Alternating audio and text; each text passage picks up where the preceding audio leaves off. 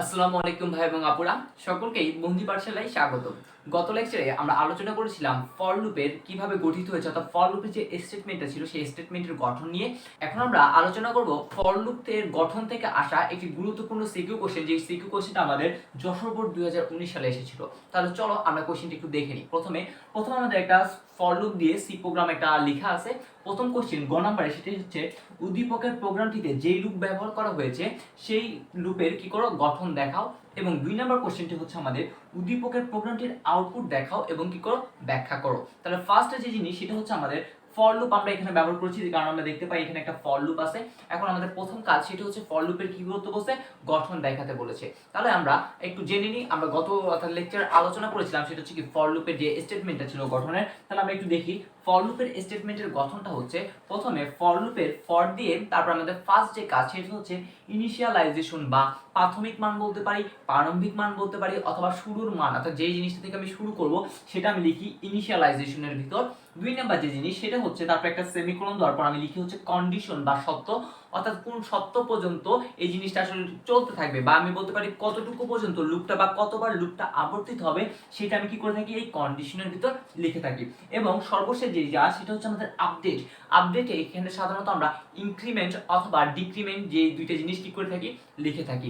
আর increment বা decrement মানে হচ্ছে নতুন যে চলকের মান সেটা হচ্ছে কত করে বৃদ্ধি পাচ্ছে বা কত করে কমে যাচ্ছে, সেই জিনিসটা আমরা কোথায় লিখবো, এই আপডেটের ভিতর লিখবো। তারপরে আমরা যে ব্লক আছে সেই ব্লকের ভিতর কি লিখবো, এই স্টেটমেন্ট জিনিসটা লিখবো, অর্থাৎ এটার যে কাজগুলো রয়েছে, অর্থাৎ যদি এই সত্যগুলো যদি কি হয় সে মিলে তাহলে কি করবে, সে এইখানে প্রবেশ করবে লুপে, প্রবেশ করে এখানে যে কাজগুলো আছে সেগুলো কি করে আসলে প্রদর্শন করতো। এটি ছিল হচ্ছে আমাদের ফর লুপের যে স্টেটমেন্টের গঠন, সেই গঠনটা। তাহলে চলো এখন আমাদের প্রথম প্রশ্নটা ছিল এটা, উদ্দীপকের প্রোগ্রামটিতে যে লুপ ব্যবহার করেছে তার জিনিসগুলো কি করে একটু ব্যাখ্যা করো, অর্থাৎ গঠনটা দেখাও। তাহলে তুমি কাজ কি করতে পারো, তুমি জাস্ট একদম সিম্পল ভাবে কাজ করতে পারো, সেটা হচ্ছে জাস্ট এই এতটুকু অংশ তুমি লিখবা, লিখে তুমি এইখানে কি করতে পারো ইন্ডিকেট করে দিতে পারো। যেমন এই যে জিনিসটা আছে এটা হচ্ছে আমাদের ইনিশিয়ালাইজেশনের পার্ট, তাহলে আমি লিখে দিই ইনিশিয়ালাইজেশন। তাহলে ইনিশিয়ালাইজেশন এটা হচ্ছে আমাদের কি ইনিশিয়ালাইজেশনের যে পার্টটুকু আছে সেটা হচ্ছে ইনিশিয়ালাইজেশনের পার্ট। তারপরে 2 নাম্বার যে জিনিসটা আছে এটা হচ্ছে আমাদের কন্ডিশনের পার্ট, ঠিক আছে। তাহলে এই যে 2 নাম্বার যে জিনিসটা আছে এটা হচ্ছে কি প্রকাশ করা আমাদের, এটা আমাদের প্রকাশ করবে হচ্ছে কন্ডিশনটা কি করবে প্রকাশ করবে। এবং আমাদের যে 3 নাম্বার যে জিনিসটা রয়েছে সেটা কোনটা, সেটা হচ্ছে এই পার্ট। এই পার্টটাতে আমরা বুঝবো হচ্ছে কি, এই পার্টটাতে আমরা বুঝবো হচ্ছে আপডেট, অথবা আমরা বলতে পারি ইনক্রিমেন্ট অথবা ডিক্রিমেন্ট। তুমি যদি একটু খেয়াল করো এখানে কি হচ্ছে, বলছে i equals to i plus 5, অর্থাৎ নতুন i হবে কি i এর সাথে 5 যোগ, তার মানে আমি বলতে পারি এখানে বৃদ্ধি পাচ্ছে, তার মানে কি হবে ইনক্রিমেন্ট হবে। তার মানে এখন যদি তোমাকে এই জিনিসটা গঠন বলতে বলে তাহলে তুমি এটা সুন্দরভাবে বলে দিতে পারো। প্রথমে i ইকুয়ালস টু 20, অর্থাৎ i এর ভ্যালু যে 20টা সেট করা আছে সেটা কি তার প্রাথমিক মান বা প্রারম্ভিক মান। তারপরে যে জিনিস সেটা হচ্ছে i less than equals to 50, এই জিনিসটা দ্বারা বোঝাচ্ছে হচ্ছে লুপটা কতবার ঘুরবে অথবা লুপটা কোথায় যে শেষ হবে সেই জিনিসটি কি করবে এইখানে সত্যর মাধ্যমে আমি লিখে রেখেছি। তার মানে কাজ কি, এটা হচ্ছে i এর মানটা 50 এর থেকে ছোট অথবা সমান হবে, এতটুকুই হচ্ছে কি কাজ। তারপরে আপডেট অংশ কি, আপডেট অংশ হচ্ছে নতুন যে চলকের মান সেটা কি হবে i এর সাথে 5 যোগ করে আমি কি পাবো, নতুন চলকটা পাবো। তাহলে এই জিনিসটা তুমি যদি একটু সুন্দরভাবে কি করতে পারো, গুছিয়ে লিখতে পারো, তাহলে তুমি কি পেয়ে যাবা, 3 এ 3 নাম্বার পেয়ে যাবা।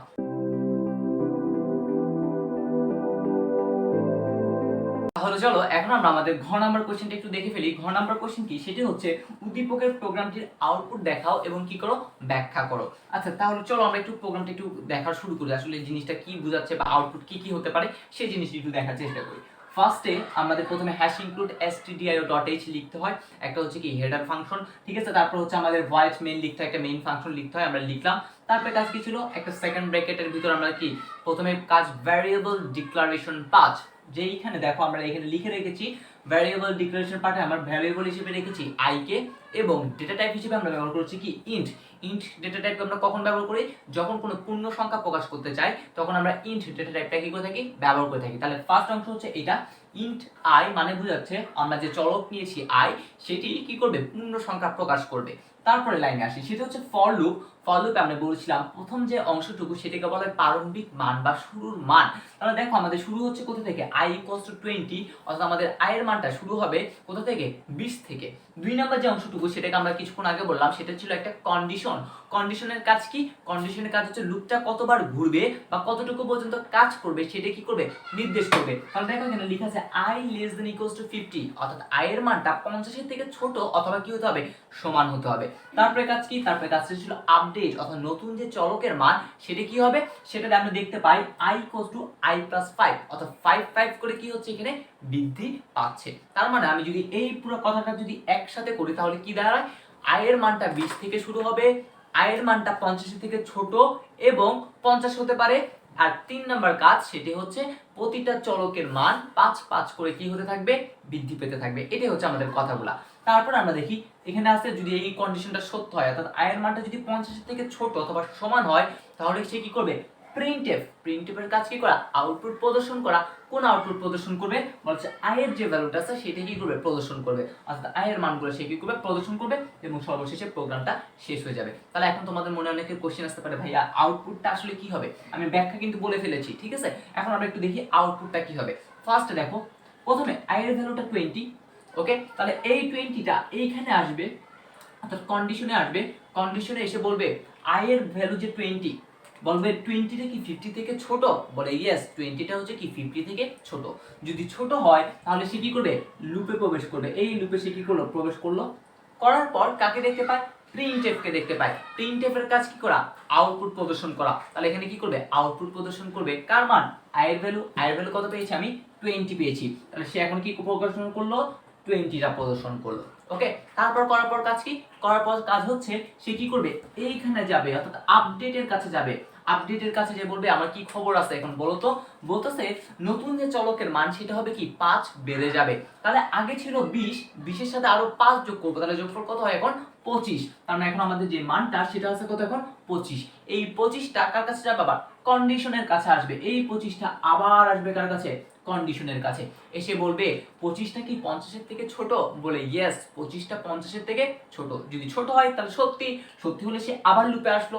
এসে কাকে দেখতে পায়, প্রিন্টএফ। প্রিন্টএফের কাজ কি করা, আউটপুট প্রদর্শন করা। কাকে প্রদর্শন করবে, i এর ভ্যালু। i এর ভ্যালু এখন কত আমাদের 25, তাহলে সে কাকে প্রদর্শন করবে, 25 কে প্রদর্শন করবে।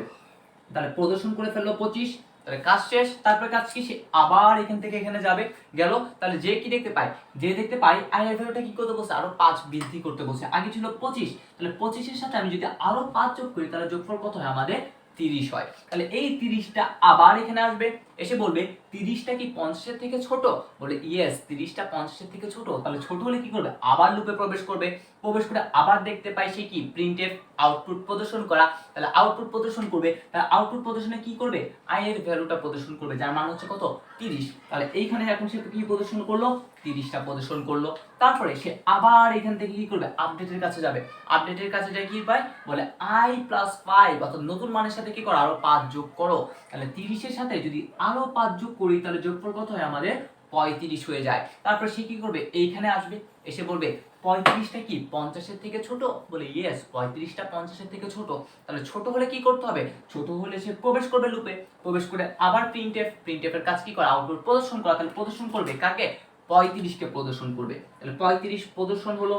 তারপরে কাজ কি, আবার সে কি করবে, আপডেটের কাছে যাবে। যে এখন 35 এর সাথে কি করবে, আরো 5 যোগ করবে। তাহলে 35 এর সাথে যদি আরো 5 যোগ করে তাহলে যোগফল কত হয় আমাদের 30 হয়। তাহলে এইখানে যে মানটা সেটা হয়ে যাবে এখন কত, 40। তাহলে এই 40টা এখন আবার এই কন্ডিশনের কাছে এসে বলবে, বলা হচ্ছে 40টা কি 50 এর থেকে ছোট, বলে ইয়েস 40টা 50 এর থেকে ছোট। তাহলে ছোট হলে কি করবে, লুপে প্রবেশ করবে।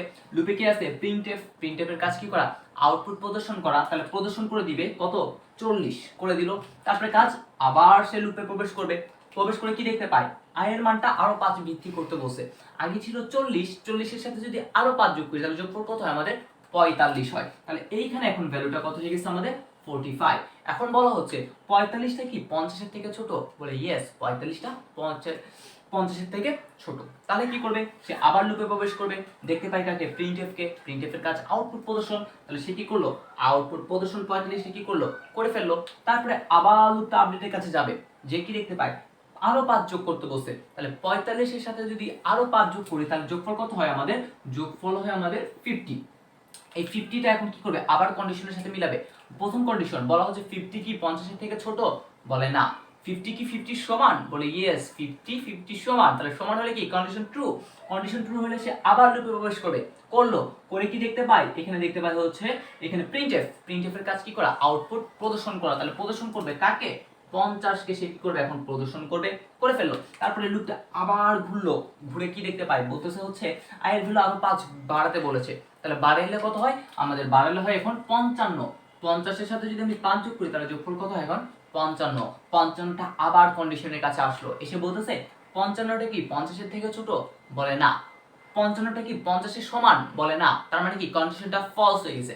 কন্ডিশন ফলস হয়ে গেলে আর লুপের ভিতরে সে কি করবে না? ঢুকবে না। তারপরে লুপের ভিতরে যদি না ঢুকে তারপরে আমরা দেখতে পাই হচ্ছে কি প্রোগ্রামটা আসলে শেষ হয়ে গেছে। তার মানে আমাদের যে আউটপুটটা, সেই আউটপুটটা কি হবে?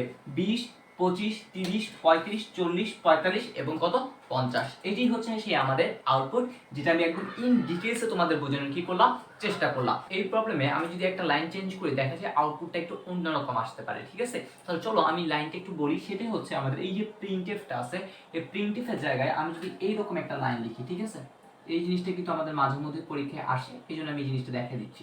প্রথম হচ্ছে আমাদের প্রিন্টএফই থাকবে। তারপর হচ্ছে আমি quotation second bracket percentage D অর্থাৎ ফরম্যাটে স্পেসিফাইডটা দিয়ে দিলাম। দেওয়ার পর আমি দিব হচ্ছে একটা ফন্ট স্ল্যাশ এন। যখন আমি ফন্ট স্ল্যাশ এন ব্যবহার করব, এই জাস্ট খালি একটা জায়গা, সেটা হচ্ছে কি এখানে কি ফন্ট স্ল্যাশ এনটা নাই, আর আমি এখানে আজকে কি করলাম? ফন্ট স্ল্যাশ এন যেটা আছে সেই জিনিসটা একটু করলাম, দিয়ে দিলাম, ঠিক আছে?